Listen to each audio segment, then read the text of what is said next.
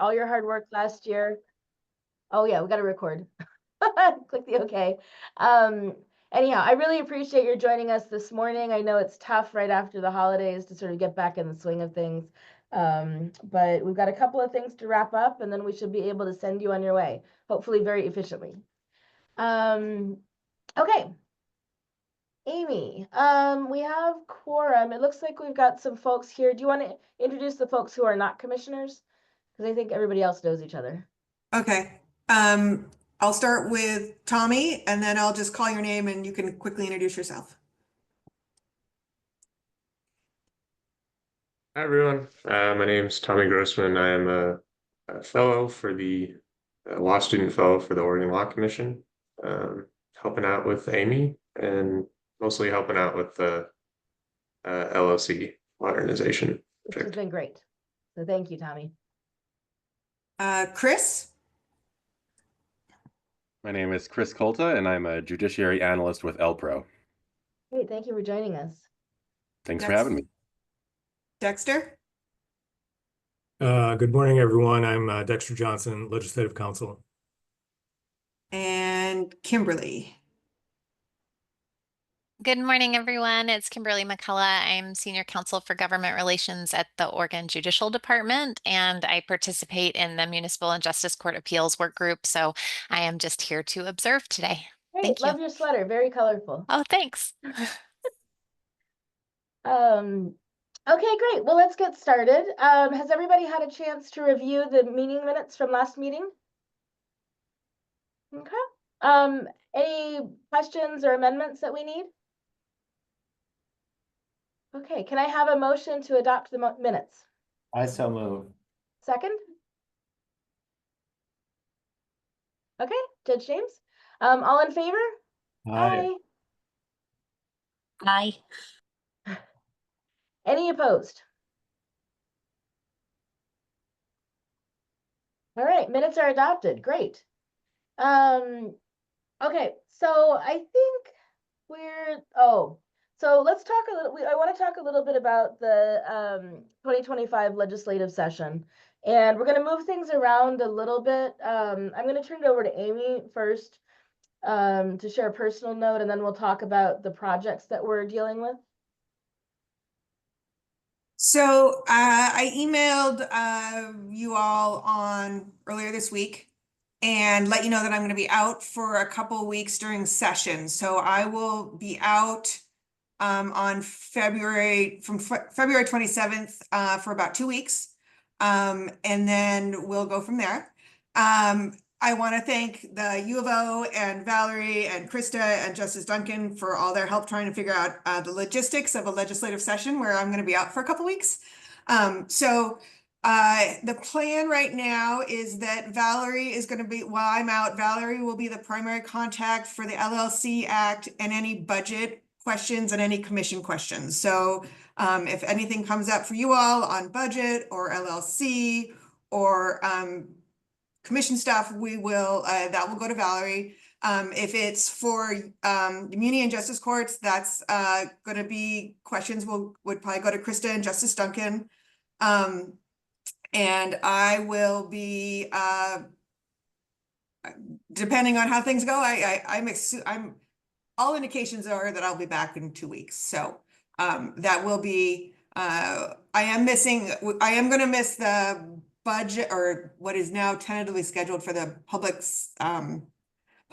sub meeting on OJD's budget, and Valerie has agreed to go down at the ungodly hour of 8 a.m. 8 a.m. Salem at 8 a.m.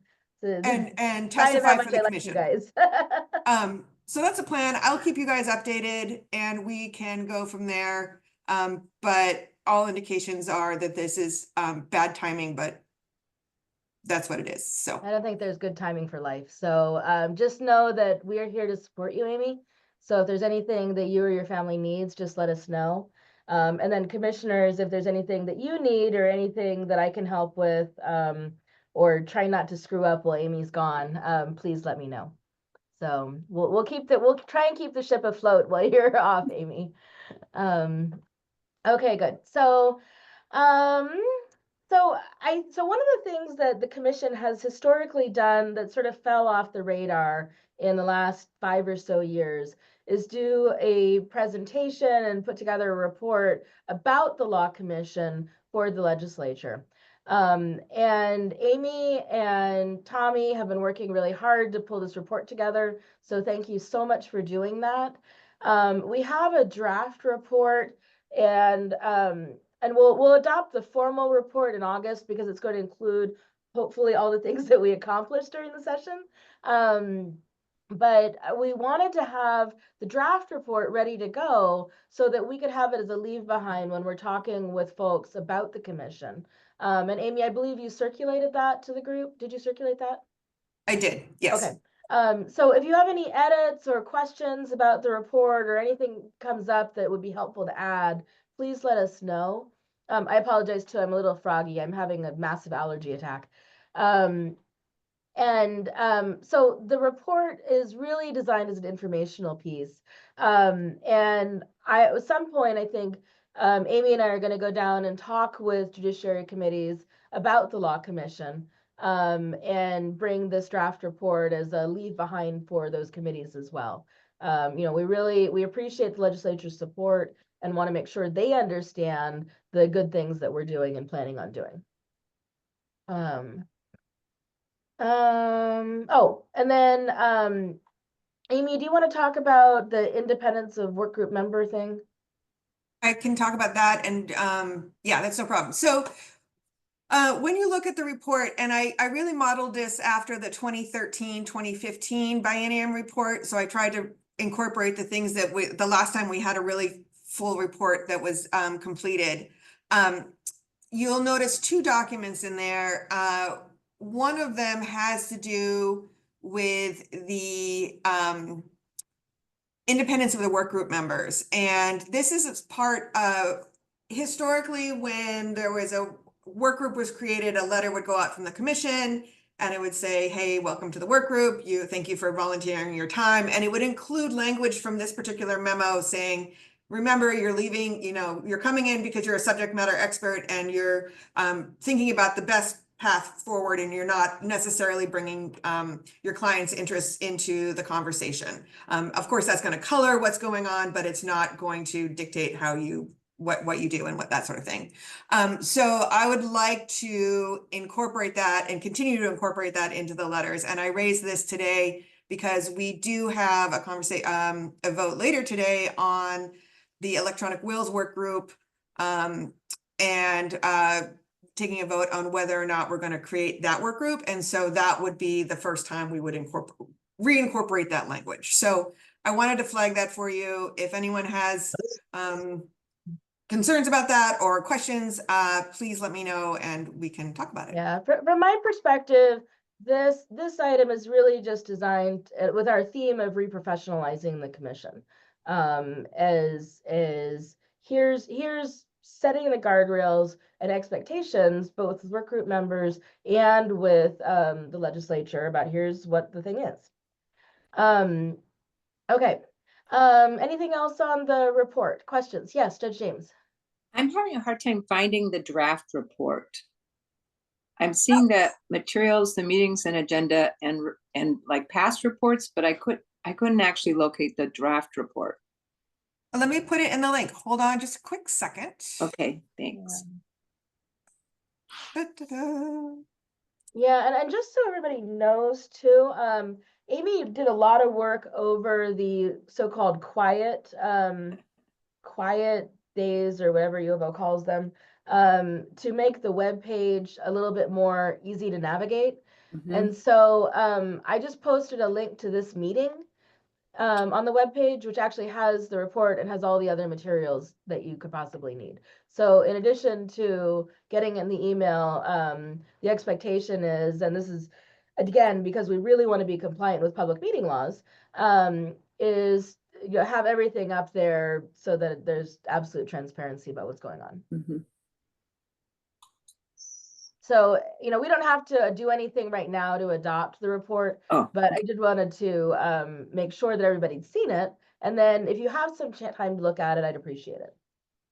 One thing that we do have to do is the legislative session is starting, has started, is about to start, somewhere in that process. And so, things can go pretty fast. And one of the things that, I think the commission had adopted before, but we just wanted to clarify and re-adopt is the process of how do we handle proposed amendments to bills during the session? And I think it's just really nice from my perspective to understand that, for example, when DOJ had some edits last time to the LLC Act, here is the process that we would have gone through. And it gives discretion to the executive director, in this case, Amy, to make largely ministerial changes or to work with staff to make ministerial changes, which I think is really important just because the speed at which everything moves. So I think we sent that out as well, right, Amy?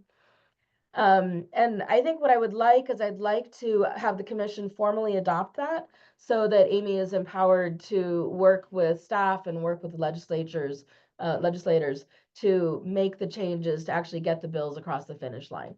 The expectation is that we will continue to communicate with the group, continue to communicate with the work group leaders, and work group members, but we can't bring the whole group together for a vote on every single wordsmithing issue.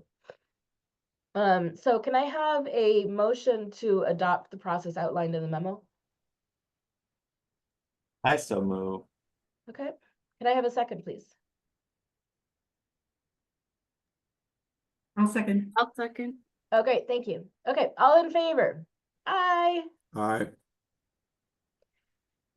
Any opposed?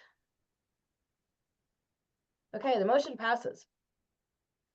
Okay, great. So the next things are just updates on our current projects, where we are on things. Both bills got pre-session filed, so great job, everyone.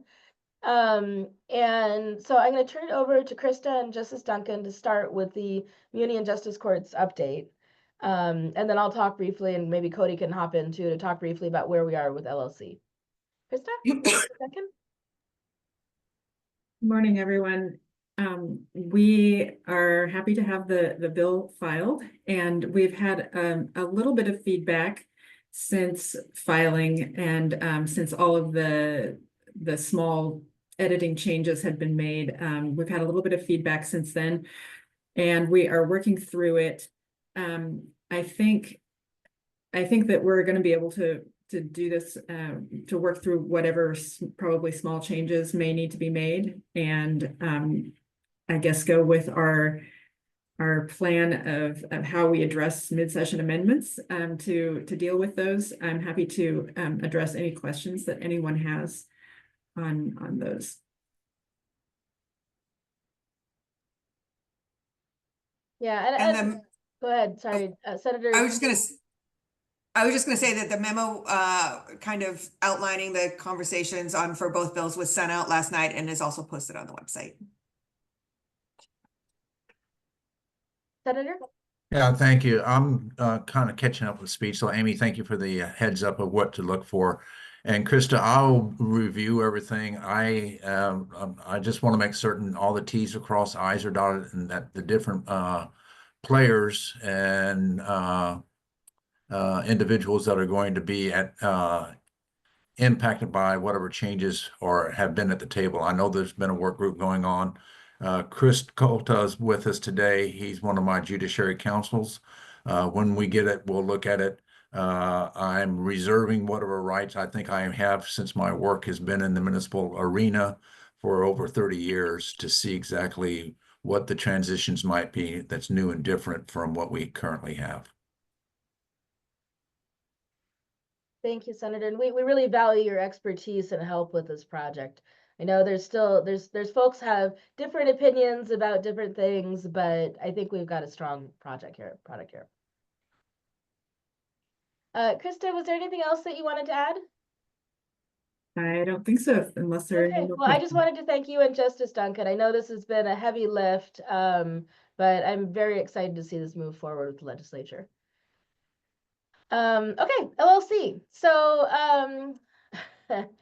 So we had that long discussion last time about possible changes to Section 12 and the ULC.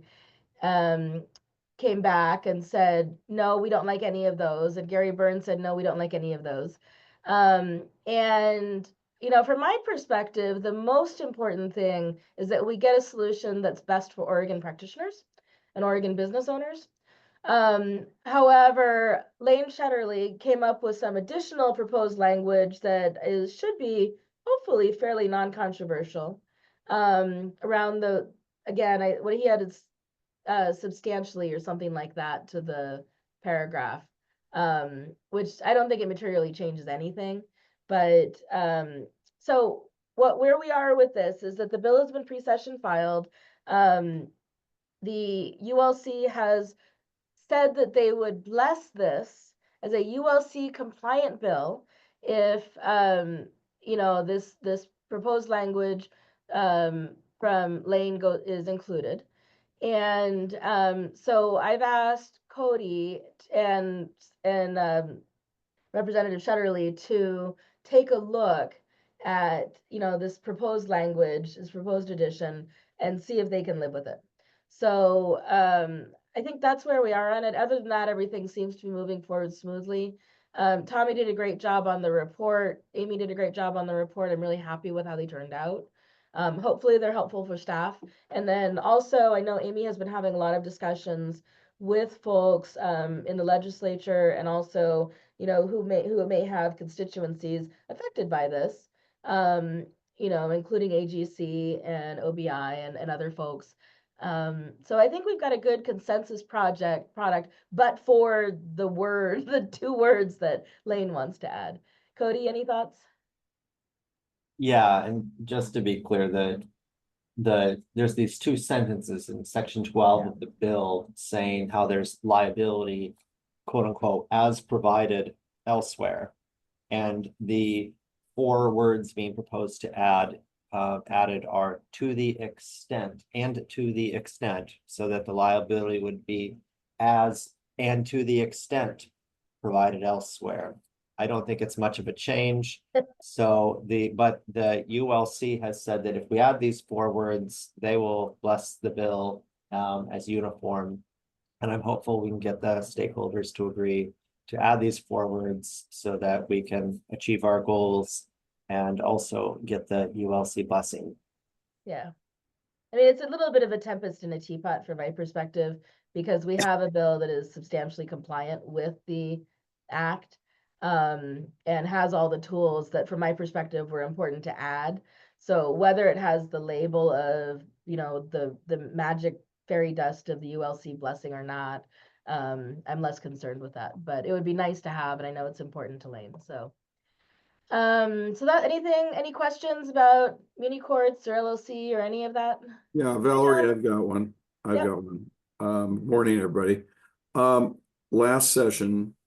Last long session, there was at least one lawyer, maybe another, that contacted legislators and notified them of objections or concerns that he had about the bill. Have we assuaged all of his concerns now? Yeah, so that was Gary Byrne with Outlaw, and Cody's been doing a very good job of working with Cody, and Gary is happy with the bill as introduced.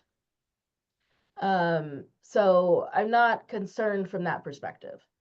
You know, I really, and I do want to give a lot of credit to Cody and to Amy for working with Gary and Outlaw to come to a language that they're happy with. Yeah, Cody, thank you very much. Valerie, are there any other neighbors that are going to complain about the noise and want to be invited to the party?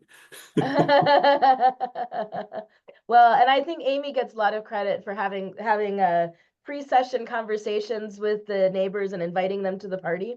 You know, we've had discussions with OBI about this. And poor Amy had to listen to me geeking out about the tax part of it with some of the OBI folks. And I know that she's done a really Herculean effort in getting out there and just pounding the pavement to talk with the different interest groups and with the constituencies within the legislature as well. So I feel like perhaps we were maybe naive in how we approached this last time. I feel like we're much better prepared this time. That's great. Hats off to you Yeah. and Cody and everybody else for accommodating all their concerns. I think hopefully the thickness of the bill might now work to our advantage. Well, from your lips to whoever hears the prayers. You know, it could still get derailed by politics, but I think we've really done everything we can. And when I say we, I mean Amy has really done everything that Amy can to tee things up, to give it the best chance of success. So, and I also wanted to thank Dexter and his team for working with us so clearly and quickly to get everything drafted.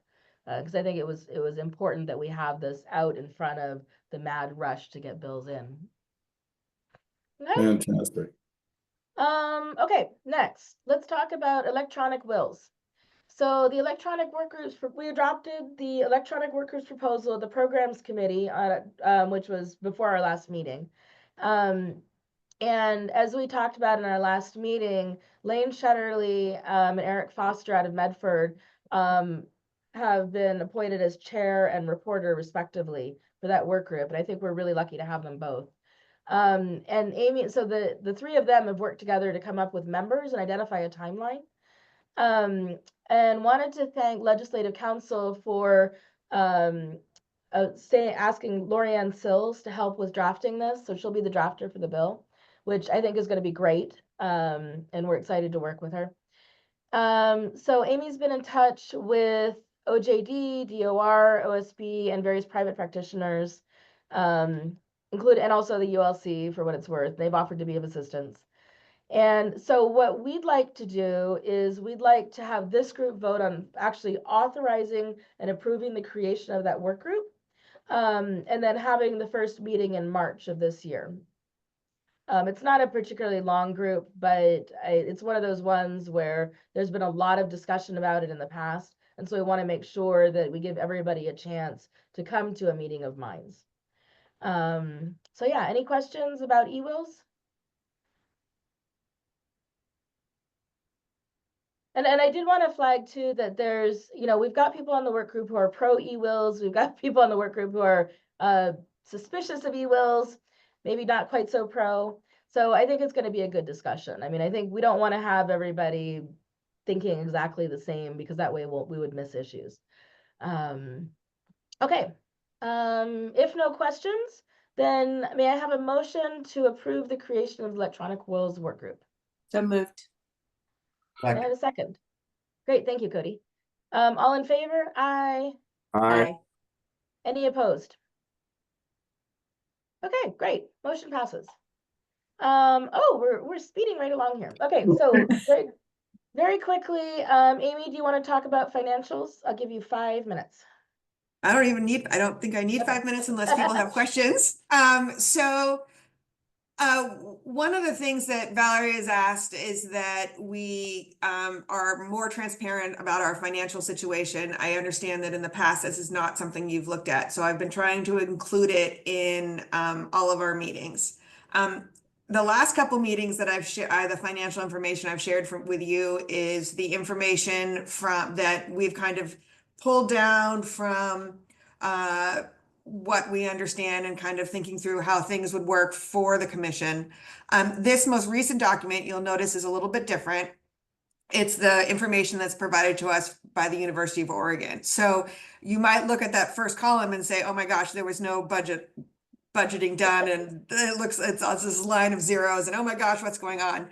That's not the case. That's just you know, our system and U of O system is not I don't want to say we're parallel, not integrated yet. So one of the projects that I'm going to be working on in the next little bit is kind of in making sure that that information is more integrated and working with the U of O accounting folks to make sure that our information is with them and their information is with us, and that sort of thing. So go ahead. The reason what triggered this was I looked at the financial statement and I said, why are we spending money in all these areas where we have no budget? And it's because we approved things as a commission after the U of O set their budget, and we can't go back and update the budget. So it's just a coordination and communication thing, but we're doing well.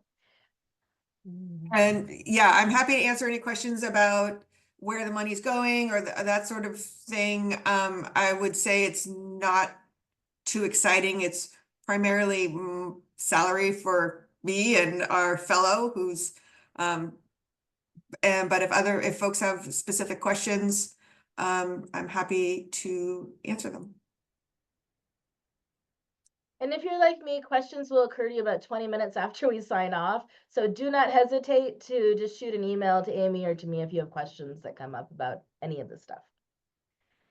All right, moving on. Oh, we need to adopt. Do we need to adopt the most recent financial statement? I don't think we need to adopt the most recent financial statement. I don't think so, but you wanted me to make sure that I was sharing it. So Yeah. There we are. Okay. Work plan. That's me as well. As you know, Valerie's asked me to create a work plan for every quarter for this first year. It's kind of amazing, but this work plan actually goes until almost my 1-year anniversary with the commission, which is amazing. And you will notice that this particular quarter is pretty heavily focused on the legislative side of things and getting people the information they need on our 2 bills. So that's where my focus is going to be. I also want to point out that there's some things that are going on hiatus because I'm going to be out for a couple of weeks in March. So when you look at March, you're going to say, hey, there's not as much going on, and that's why. And I did find a typo in there. I think it was, let's see if I can find it. There's a typo in there on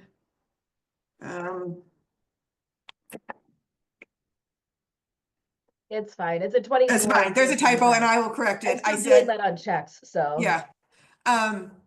But I think that's kind of where we are on the things. I will flag one area just to let you know that's not in there because it's in April, is that we had discussed this last fall about doing a reception for the commission down in Salem.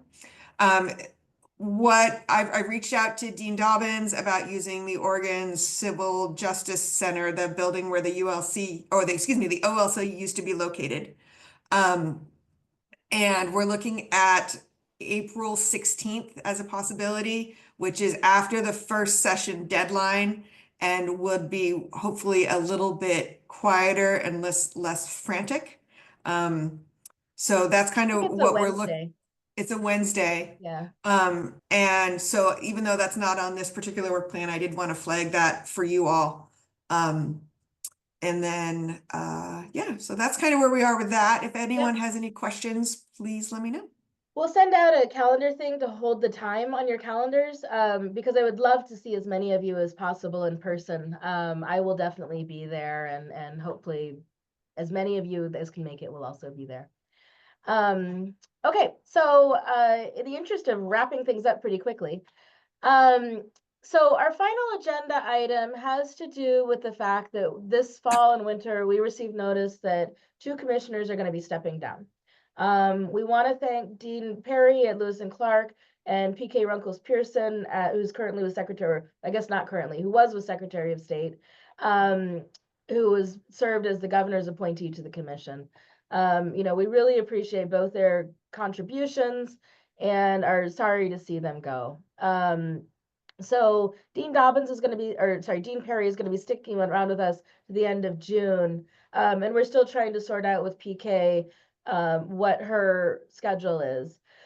But we're trying to find replacements. And if you know, particularly for the governor's appointee position, if you know of someone who would be good, definitely reach out to Amy because we need good people, you know, who will participate and be able to bring, you know, a new voice to the commission.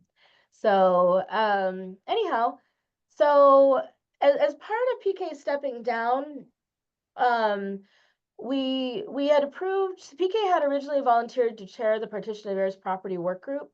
You know, and with her decision to step down from the commission, and you know, probably into some other role that may require a lot more of her time than she can commit to chairing a work group. We're going to be talking with some folks to find a chair for the group and talk about that proposal further at the April meeting. So, I think you'll get a similar request as we did with the e-wills project to approve the constitution of a work group in April for partition of heirs property. And then also, we need to identify, PK was not only serving as vice chair of the commission. And so if anybody is interested in the extremely glamorous role of vice chair of the Oregon Law Commission, please let me know. Because I think we're supposed to have one. If we don't get volunteers, someone may get voluntold or involuntarily nominated, let's say that. Okay, and I'm happy to talk about what that role can be or should be, and maybe reaching out, as I said. Okay, anything else, Amy, on the commission membership side of things? I don't think so. I've reached out to Lewis and Clark to find someone to take Dean Perry's position. Although I think he might have stepped down as dean, and it might be Professor Perry again. And I will be reaching out to the governor's office about the position that PK had or has to kind of go forward with that, and we will figure it out and find some fantastic people. Yeah, and historically they've liked it if people expressed an interest. So that's why I'm saying if there's someone who you think would be really great, I'd love to talk with them. And arm twist them into service. Okay, any questions or about that or anything else? Anything else for the good of the order? Next meeting. Oh, next meeting. Yeah, so our next meeting, which is going to be a Zoom meeting, is 2 days after our reception on the 18th of June. We'll do that by Zoom at 10 a.m. And as I think the main issue will be to talk about sort of where things are with the bills that are at the session, and the Partition of Heirs Property Act. So we hope to have a more concrete plan about that going forward. Valerie, you mean the 18th of April? April, yeah. Yeah, 18th Okay. of April, 10 a.m. over Zoom. Because the reception is tentatively scheduled for April 16th. So you're going to be seeing a lot of us that week, hopefully. Anything else we should talk about before we wrap up?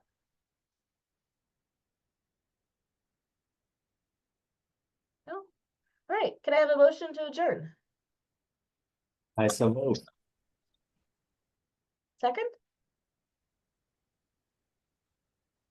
Please? Okay. I second. Thank you, Kristen. All right, all in favor of adjourning? All right. Aye. All right. All right. Thanks, Any opposed? everyone. Goodbye. Have a great Thank you, day. Senator. Thanks, right. everyone.